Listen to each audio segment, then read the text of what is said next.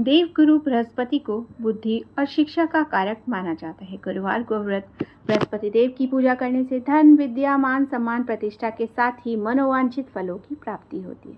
धार्मिक ग्रंथों के अनुसार गुरुवार को भगवान बृहस्पति देव की पूजा का विधान है और गुरुवार के दिन व्रत और कथा सुनने से घर परिवार में सुख समृद्धि बनी रहती है। चलिए आज की कथा का रसपान करते हैं। गुरुवार व्रत करते। प्राचीन समय की बात है। एक बड़ा प्रतापी राजा राज्य किया करता था। वह प्रत्येक गुरुवार को व्रत रखता, पूजा करता। यह उसकी रानी को अच्छा नहीं लगता। वह व्रत करती थी, ना ही किसी को एक पैसा दान में देती थी। राजा को भी ऐसा करने से मना किया करती थी। एक समय की बात है, राजा शिकार खेलने वन को चले गए। घर पर रानी और दासी थी। उस समय गुरु बृहस्पति जी साधु रूप धारण करके राजा के दरवाजे पर भिक्षा मांगने आए। साधु ने रानी से भिक्षा मांगी तो वह कहने लगे, हे साधु महाराज, मैं इस दान और पुण्य से तंग आ गई हूँ। आप कोई ऐसा उपाय बताइए जिससे ये सारा धन नष्ट हो जाए, मैं आराम से रह सकूं। साधु रूपी बृहस्पति देव ने कहा, हे देवी, तुम बड़ी विचित्र हो। संतान और धन से भी कोई दुखी होता है क्या? अगर तुम्हारे पास धन है तो इसे शुभ कार्यों में लगाओ, जिससे तुम्हारे दोनों लोग सुधर जाएं। परंतु साधु की इन बातों से रानी खुश नहीं हुई। उसने कहा, मुझे ऐसे धन की आवश्यकता नहीं जिसे मैं दान दूं, जिसको संभालने में मेरा सारा समय नष्ट हो जाए। साधु ने कहा, यदि तुम्हारी ऐसी इच्छा है तो जैसा मैं तुम्हें बताता हूँ तुम वैसा ही करना। बृहस्पतिवार के दिन तुम घर को गोबर से लीपना, अपने केशों को पीली मिट्टी से धोना और केशों को धोते समय स्नान करना। राजा से हजामत बनाने को कहना, भोजन में मांस मदिरा खाना, कपड़े धोबी के लिए धुलने दे देना। इस प्रकार 7 बृहस्पतिवार करने से तुम्हारा सारा धन नष्ट हो जाएगा। और इतना कहकर साधु बने बृहस्पति देव अंतर्ध्यान हो गए। साधु के कहे अनुसार रानी को केवल 3 बृहस्पतिवार ही बीते थे कि उसकी समस्त धनराशि, धन संपत्ति नष्ट हो गई। भोजन के लिए परिवार तरसने लगा। एक दिन राजा रानी से बोला, हे रानी, तुम यही रहो, मैं दूसरे देश को जाता हूँ, क्योंकि यहाँ पर मुझे सभी जाते हैं, इसलिए मैं कोई छोटा कार्य नहीं कर पाऊंगा। और ऐसा कहकर राजा परदेश को चला गया। वह जंगल से लकड़ी काट कर लाता और शहर में बेचता। इस तरह वह अपना जीवन व्यतीत करने लगा। इधर राजा के बिना रानी और दासी दुखी रहने लगे। एक समय की बात है, जब रानी और दासियों को 7 दिन बिना भोजन के रहना पड़ा तो रानी ने अपनी दासी से कहा, हे दासी, पास ही के नगर में मेरी बहन रहती है, वह बड़ी धनवान है, तो उसके पास जा और कुछ ले आ, ताकि थोड़ा बहुत गुजर बसर हो जाए। दासी रानी की बहन के पास गई। उस दिन बृहस्पतिवार था। रानी की जो बहन थी उस समय बृहस्पतिवार की कथा सुन रही थी। दासी ने रानी की बहन को रानी का संदेश दिया, लेकिन रानी की बहन ने कोई उत्तर नहीं दिया। जब दासी को रानी की बहन का कोई उत्तर नहीं मिला तो वह बहुत दुखी हुई। उसे क्रोध भी आया। दासी ने वापस आकर रानी को सारी बात बतला दी। सुनकर रानी ने अपने भाग्य को कोसा। उधर रानी की बहन ने सोचा, मेरी बहन की दासी आई थी, परंतु मैंने उससे कुछ नहीं बोला, इससे वह बहुत दुखी हुई होगी। कथा सुनकर पूजा समाप्त कर वे अपनी बहन के घर गई और कहने लगी, हे बहन, मैं बृहस्पतिवार की व्रत कर रही थी और कथा सुन रही थी। तुम्हारी दासी गई, परंतु जब तक कथा होती है तब तक ना उठते हैं ना बोलते हैं, इसलिए मैं नहीं बोली। कहो दासी, तुम क्यों आई थी? रानी बोली, बहन, हमारे घर अनाज नहीं था। ऐसा कहते कहते रानी की आंखें भर आई। उसने दासियों समेत भूखा रहने की बात भी अपने बहन को बतला दी। रानी की बहन बोली, बहन देखो, बृहस्पति देव भगवान सबकी मनोकामनाएं पूर्ण करती है। देखो, शायद तुम्हारे घर में अनाज रखा हो। यह सुनकर दासी घर के अंदर गई तो वहां उसे एक घड़ा अनाज का भरा मिल गया। उसे बड़ी हैरानी हुई, क्योंकि उसे एक बर्तन देख लिया था। उसने बाहर आकर रानी को बतलाया। दासी रानी से कहने लगी, रानी, जब हमको भोजन नहीं मिलता तो हम व्रत ही तो करते थे, इसलिए क्यों ना इस व्रत और कथा की विधि पूछ ली जाए, हम भी व्रत किया करेंगे। दासी के कहने पर रानी ने अपनी बहन से बृहस्पतिवार व्रत के बारे में पूछा और उसकी बहन ने बतलाया। बृहस्पतिवार के व्रत में चने की दाल और मुनक्का से विष्णु भगवान का केले की जड़ में पूजन किया तथा दीपक जलाए, पीला भोजन करें और कथा सुने। इसे गुरु बृहस्पति देव प्रसन्न होते हैं, मनोकामनाएं पूर्ण करते हैं। व्रत और पूजन की तिथि बतलाकर रानी की बहन अपने घर फिर लौट आती है। रानी और दासी दोनों ने निश्चय किया कि बृहस्पति देव भगवान का पूजन जरूर करेंगे। 7 रोज बाद जब बृहस्पतिवार आया तो उन्होंने व्रत रखा। गुड़ साल में जाकर चना और गुड़ बीन लाई और उसी दाल से केले की जड़ और विष्णु भगवान का पूजन किया। अब पीला भोजन कहाँ से आए? दोनों बड़ी दुखी थी, परंतु उन्होंने व्रत किया था इसलिए बृहस्पति देव भगवान प्रसन्न थे। एक साधारण व्यक्ति के रूप में 2 थालों में सुंदर पीला भोजन लेकर आए और दासी को देकर बोले, दासी ये भोजन तुम्हारे लिए और तुम्हारी रानी के लिए है, इसे तुम दोनों ग्रहण करना।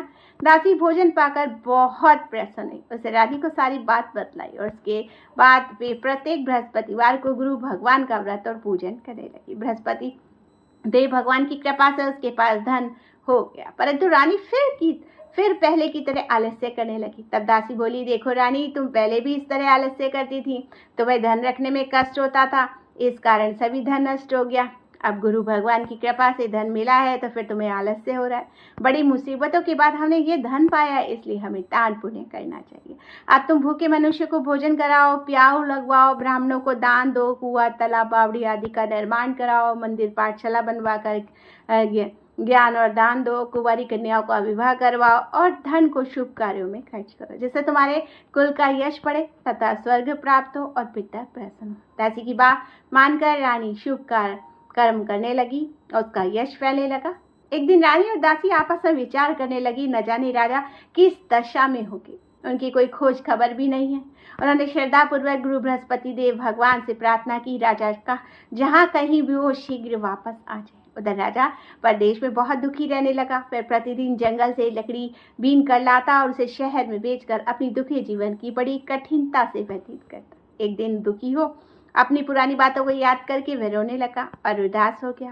उस समय राजा के पास बृहस्पति देव गुरु साधु के रूप में आकर बोले, कल लकड़हारे, तुम इस सुनसान जंगल में किस चिंता में बैठे हो, तुम मुझे बतलाओ। यह सुनकर राजा के नेत्रों में जल भर आया। साधु की वंदना कर राजा ने अपनी सब पूर्ण कहानी उसे सुना दी। महात्मा दयालु होते हैं। वे राजा से बोले, राजा, तुम्हारी पत्नी ने बृहस्पति देव के प्रति अपराध किया था, जिसके कारण तुम्हारी यह दशा हुई।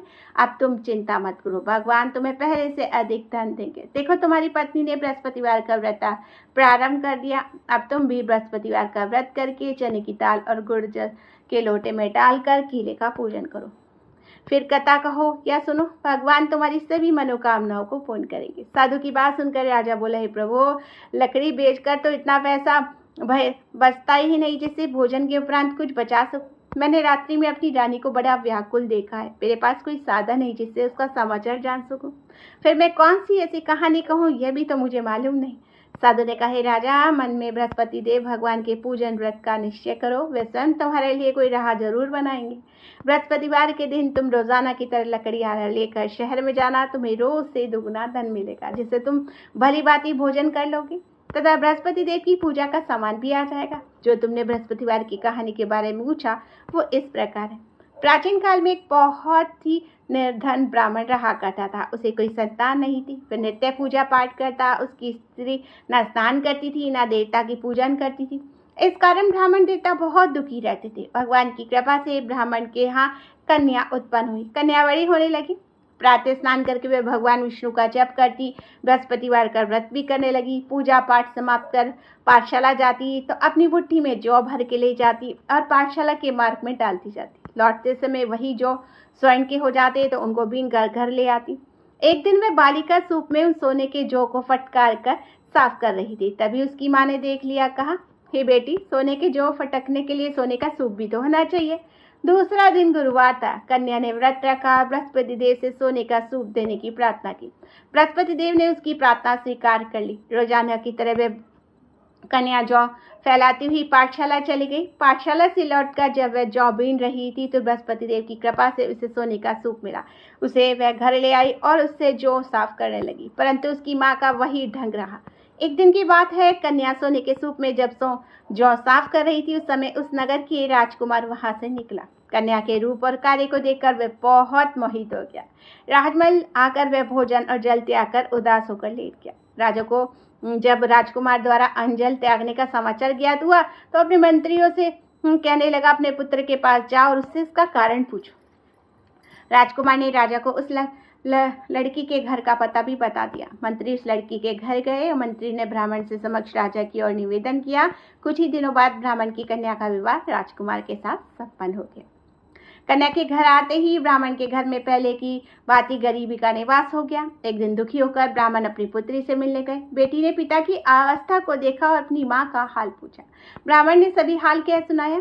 कन्या ने बहुत सा धन देकर अपनी पिता को विदा कर दिया, लेकिन कुछ दिन बाद फिर वही हाल हो गया। ब्राह्मण फिर अपनी कन्या के यहाँ गया और सभी हाल कहा। पुत्री बोलो, हे पिताजी, आप माता को यहाँ ले आओ, मैं उन्हें कोई ये जो अपनी व्रत की है वो विधि बता दूंगी, जिससे उनकी गरीबी दूर हो जाए।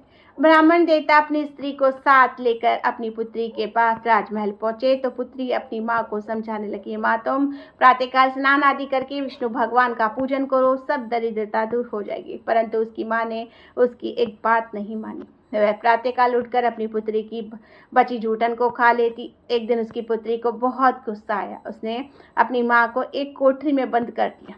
प्रातः उसे स्नान आदि करा के पूजा पाठ करवाया तो उसकी माँ की जो बुद्धि थी वो ठीक हो गई। उसके बाद वह नियम से पूजा पाठ करने लगी और प्रत्येक बृहस्पतिवार को व्रत करने लगी और इस व्रत के प्रभाव से मृत्यु के बाद वह स्वर्ग को गई। वह ब्राह्मण भी सुखपूर्वक इस लोक का सुख भोग कर स्वर्ग को प्राप्त हुआ। इस तरह कहानी सुनकर साधु बने देवता वहां से लोप हो गए। धीरे धीरे समय व्यतीत होने लगा। फिर बृहस्पतिवार का दिन आया। राजा जंगल से लकड़ी काटकर शहर बेचने गया। उसे उस दिन से अधिक धन मिला। राजा ने चना गुड़ आदि लाकर बृहस्पतिवार का व्रत किया। उस दिन से उसके सभी कलेश दूर हो गए। परंतु जब अगले गुरुवार का दिन आया तो वह व्रत करना भूल गया। इस कारण बृहस्पति देव भगवान नाराज हो गए। उस दिन उस नगर के राजा ने विशाल यज्ञ का आयोजन किया और अपने समस्त राज्य में घोषणा करवा दे कि सभी मेरे यहाँ भोजन करने आवे, किसी के घर चूल्हा ना जले। इस आज्ञा को न मानेगा उसको फांसी की सजा दे दी जाएगी। राजा की आज्ञा अनुसार राज्य के सभी वासी राजा के भोज में सम्मिलित हुए, लेकिन लकड़हारा कुछ देर से पहुंचा, इसलिए राजा उसको अपने साथ महल में ले गया। जब राजा लकड़हारे को भोजन करा ही रहे थे तो रानी की दृष्टि उस खूंटी पर पड़ी जिस पर उसका हार लटका हुआ था। उसे हार खूंटी पर लटका दिखाई नहीं दिया। रानी को निश्चय ही हो गया कि मेरा हार इस लकड़हारे ने चुरा लिया। उसी समय सैनिक बुलवाकर उसको जेल में टलवा दिया। लकड़हारा जेल में विचार करने लगा, न जाने कौन से पूर्वजन्म के कर्म से मुझे यह दुख प्राप्त हुआ, और जंगल में मिले साधु को याद करने लगा। तत्काल बृहस्पति देव साधु के रूप में प्रकट हो गए और कहने लगे, अरे मूर्ख, तूने बृहस्पति देव की कथा नहीं की, उसी कारण तुझे दुख प्राप्त हुआ है। अब चिंता मत कर। बृहस्पतिवार के दिन जेल खाने के दरवाजे पर तुझे 4 पैसे पड़े मिलेंगे। उससे तू बृहस्पतिवार की पूजा करना तो तेरे सभी कष्ट दूर हो जाएंगे। अगले बृहस्पतिवार उसे जेल के द्वार पर 4 पैसे मिले। राजा ने पूरा सामान मंगवाकर कथा कही और प्रसाद बांटा। उसी रात्रि में बृहस्पति देव ने उस नगर के राजा को स्वप्न में कहा, हे राजा, तूने जिसको जेल में बंद किया है उसे कल छोड़ देना, फिर निर्दोष है। राजा प्रातःकाल उठा, खूंटी पर हार टंगा देखकर लकड़हारे को बुलाकर क्षमा मांगने लगा। राजा के योग्य सुंदर वस्त्र आभूषण भेंट कर उसे विदा किया। गुरुदेव की आज्ञा अनुसार राजा अपने नगर को चल दिया और राजा जब नगर के निकट पहुंचा तो उसे बड़ा ही आश्चर्य हुआ।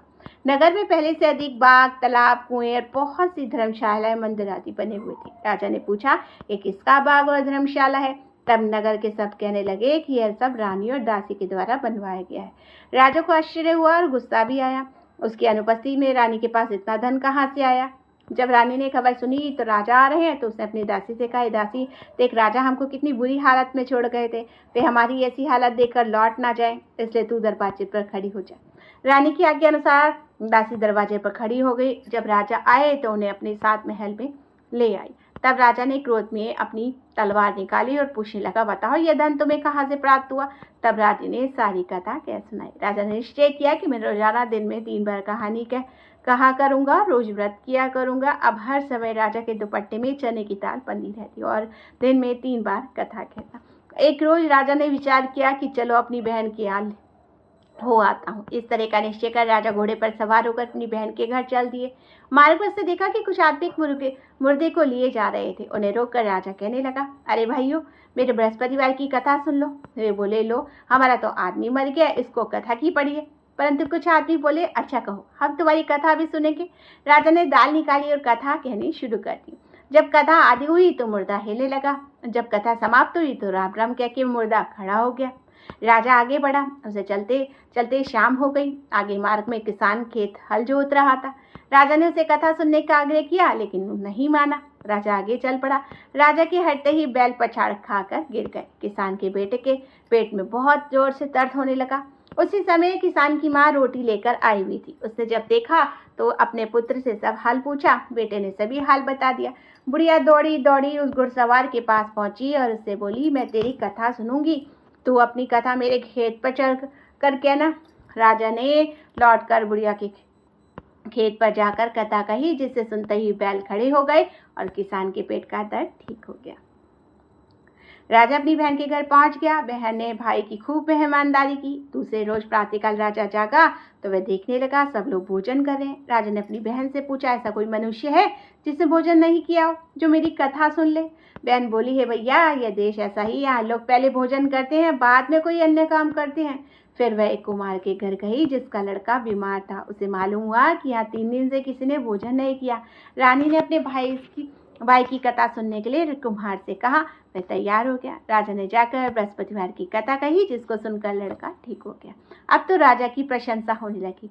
एक दिन राजा ने अपनी बहन से कहा, बहन, अब मैं अपने घर जा रहा हूँ, तुम भी तैयार हो जाओ। राजा की बहन ने अपनी सास से अपने भाई के घर जाने की आज्ञा मांगी। सास बोली, हाँ तुम चली जाओ, मगर अपने लड़कों को मत लेके जाना, क्योंकि तेरे भाई की कोई संतान नहीं होती है।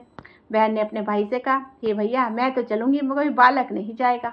अपनी बहन को छोड़कर दुखी मन से राजा अपने घर को लौट गया। राजा ने अपनी रानी से सारी कथा बतला दी। बिना भोजन किए वह शैया पर लेट गया। रानी बोली, है प्रभु, बृहस्पति देव ने हमें सब कुछ दिया है, वे हमें संतान भी अवश्य देंगे। और इसी रात बृहस्पति देव ने राजा को स्वप्न में कहा, राजा उठ, सभी सोच त्याग दे, तेरी रानी गर्भवती है।